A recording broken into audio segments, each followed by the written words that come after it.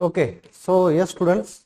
So we are going to start our practical number 3, and practical number 3, practical number 4 are depend on one theory topic, that is the cell division. ये जो practical है दोनों, इसमें आपको practically आप cell division का study कैसे कर सकते हो with the help of microscope. आप उन स्टेजेस को कैसा स्टडी कर सकते हो। ये बहुत छोटे प्रैक्टिकल है। देखिए, इस प्रैक्टिकल में हो सकता है आपको उन्होंने हर तरह का मतलब सेल डिवीजन एक्सप्लेन किया हो, but that is a theoretical part. Practically आपको क्या करना है, आपको स्लाइड बनानी है। ओके, माइटोसिस की स्लाइड बनानी है। माइटोसिस को आपको मैन्युअली मतलब माइक्रोस्कोप के अंदर देखना है। That is your practical. Okay, तो थ्योरी में आपने पढ़ लिया है, you have studied the cell division, आपने माइटोसिस पढ़ लिया, you have studied the meiosis also. Okay, आपने माइटोसिस और मियोसिस दोनों पॉइंट्स टॉपिक्स पढ़ लिए हैं। तो that is not a practical, that is a theoretical part. Okay, interphase में क्या होता है, S phase, G one phase, sorry S phase, S one, yes G1 phase, S phase, G two phase, then prophase, metaphase, anaphase, telophase, that we have already discussed. आप एक बार मेरा theory का video देखो, उसके बाद ये प्रैक्टिकल दोनों के दोनों आपको देखने हैं। Now, so what is the mitosis? Mitosis term was given by Fleming. What is the mitosis? From a single parental cell, there is a production of two identical cells. Oh, it is also called as homotypic division. It is also called as equational division. So these are the names for the mitosis. हमें पता है mitosis हर बार होती है. Meiosis takes place only in reproductive cells. जब भी आपको gametes बनाने हैं, that times जब gametes बनाने के समय रिप्रोडक्टिव ऑर्गन में मेल में कौन होगा, प्लांट्स में होता है एंथर में कोलन मदर सेल्स होती है, उसमें मियोसिस होती है। और फीमेल में मेगास्पोर मदर सेल होती है, उसमें क्या बनता है, मियोसिस के through there is a production of 4 haploid cell from a diploid parental cell. तो we know about the cell division, उनके फेजेस, ओके, वो सब पता है। So that is a theoretical part, आपके मैनुअल में भी दिया है, आप पढ़ लो। जस्ट ये सोच लीजिए कि आपको रिवीजन के लिए दिया है। Actually, exact portion of your practical is procedure. That is your practical. Procedure आप क्या कर रहे हो? Which procedure you are following? You are following the procedure to study the mitosis. In practical number 4, you are following the procedure to study the meiosis. यही फर्क है, ठीक है। बहुत छोटा सा प्रैक्टिकल है ये भी। मैंने आपको सेल का भी प्रोसीजर बताया था। देखिए, सेल टॉपिक मैंने 1.5 घंटा एक लेक्चर लिया है। सेल डिवीजन भी 2 पार्ट में लिया है, ये 2 घंटे के आसपास है। थ्योरी का क्लास डिफरेंट है, प्रैक्टिकल में आपको क्या समझना है, you need to understand exactly at what time what should be done. कौन सा सॉल्यूशन आपको कितने कॉन्सेंट्रेशन का लेना है, कितने क्वांटिटी का लेना है, कितने समय तक रुकना है, उसके बाद क्या करना है, उसके बाद क्या करना है, और last is B observation of your result in microscope, under microscope. तो ये है आपका प्रैक्टिकल। कुछ नहीं है इस प्रैक्टिकल में भी। आपके पहले 5 प्रैक्टिकल माइक्रोस्कोप, सेल, ये पहले 4 प्रैक्टिकल इतने इजी है, 5वां फिर बहुत डिफिकल्ट है। आपको गैमेट फॉर्मेशन आना चाहिए। मैंने बोला है गैमेट फॉर्मेशन जब आया आप देखोगे ना तब आपको पता चलेगा।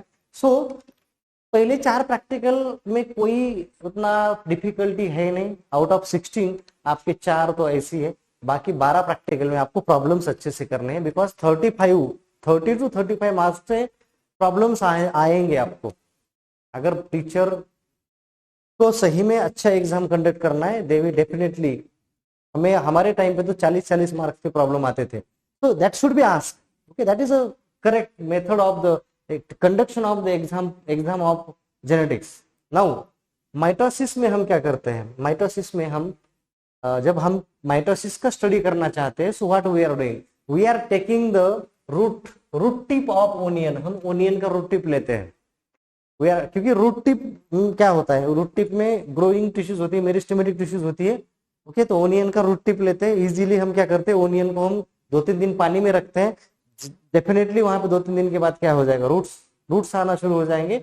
रूट्स का टिप लेंगे हम, जो ग्रोइंग है उसमें जो डिवीजन हो रहा है सेल, और सेल डिवीजन कौन सा होता है, वेजिटेटिव सेल्स में mitosis. Okay, so we are seeing the mitosis. So here what we are doing, here we are using acetocarmine stain. ये इंपॉर्टेंट है। यहाँ पे आपको जो स्टेन यूज करना है, the stain which we are using in a mitosis or for the detection of the,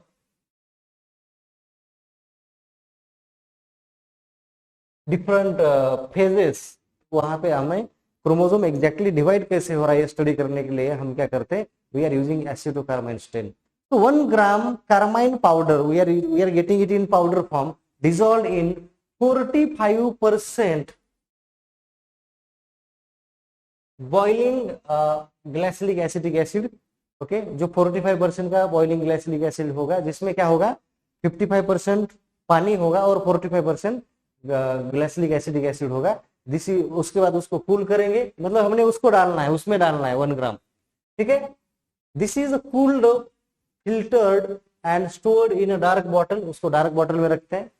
it is used for chromosome studies. तो definitely cell division में हो क्या रहा है, क्रोमोसोम इज गेटिंग डिवाइड, और आपको क्रोमोसोम के अलग अलग पोजीशन के बेसिस पे ही फेजेस समझ में आती है ना. इंटरफेज में आपको क्रोमोसोम लूज दिखेगा.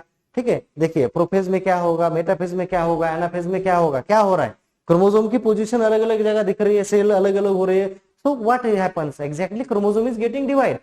तो ये आपको क्रोमोसोम को स्टेन करना है, इसलिए एसिटोकार्बाइन. कभी का अगर क्वेश्चन आ गया, which stain is used to stain the which yes stain is used to identify the chromosome, so acetocarmine is that. now जो आपका ये इसका प्रिपरेशन कर रहे हैं नेट का, जेआरएफ का, ओके, फॉर देम. नाउ अब क्या क्या लगेगा, ये तो हो गया आपका सॉल्यूशन तैयार. अब एसिड आपको फोर्सेप लगेगी डेफिनेटली, आपको HCl 1 नॉर्मल लगेगा, ओनियन प्लांट का रूट लगेगा, मैंने बोला था, ड्रॉपर लगेगा, स्पिरिट लैम्प लगेगा स्टेरिलाइज करने के लिए, माइक्रोस्कोप तो लगेगा ही लगेगा. ठीक है, पहले प्रैक्टिकली माइक्रोस्कोप का था. निडल लगेगी आपको, स्पिरिट बॉटल लगेगी, 1.5 ml माइक्रोफ्यूज ट्यूब्स लगेगी. ओके, वॉच ग्लास लगेगा आपको काम करने के लिए. देन ग्लास स्लाइड लगेगी, कवर स्लिप लगेगी, ग्लास स्लाइड और कवर स्लिप साथ में ही लगेगी. रोजर ब्लेड कट करने के लिए चाहिए, एसिटो अल्कोहल चाहिए, जार वाटर चाहिए, फिल्टर पेपर चाहिए. ओके, तो ये फिल्टर पेपर क्यों, इस सॉल्यूशन को फिल्टर करना है ना, तो इसलिए हमें ये सब चीजें की जरूरत होती है. याद रखिए, इतना कोई डिफिकल्ट है नहीं. Now the procedure start. अब प्रिपरेशन कैसे करना है. Okay, actively growing onion roots आपको लेना है. मैंने बोला था हम 2-3 दिन पानी में रखेंगे. ग्रोइंग टू टिप्स को हम लेंगे, कट करेंगे सीजर से, और कट करके हम क्या करेंगे, we will take that growing onion bulbs at least 4 days for, उसको हम 2-4 दिन ग्रो होने देंगे, जो ग्रो हो रहे. Remove any dried and old root from. पानी में रखने से पहले आपको ओल्ड रूट को हटाना है, क्योंकि उसमें से ग्रोथ अच्छी नहीं आएगी, तो नए रूट्स डेवलप होनी चाहिए. Okay, from the bulb place each onion bulb on to plastic cup. Cup के ऊपर रखना है, उसके ऊपर उसके अंदर पानी रखना है, ऐसा पानी रखना है कि उसका जो पोर्शन है बॉटम है वो टच होना चाहिए पानी के साथ. Okay, and that only the root portion and bulb is under water. ऊपर वाला पोर्शन पानी में नहीं, लेकिन नीचे वाला पोर्शन पानी में होना चाहिए. उसमें क्या होगा, रूट्स डेवलप होंगे. Okay, onion bulb can be grow in moist fine sand. आप वहां पे भी ग्रो कर सकते हो, वालू में रखे, सैंड में रखे. Now procedure exactly start. देखिए आपने ये वाला प्रोसीजर कर दिया, you have developed the roots, you have grown the root. Now अब क्या करना है, नाउ एग्जैक्टली प्रोसीजर स्टार्ट.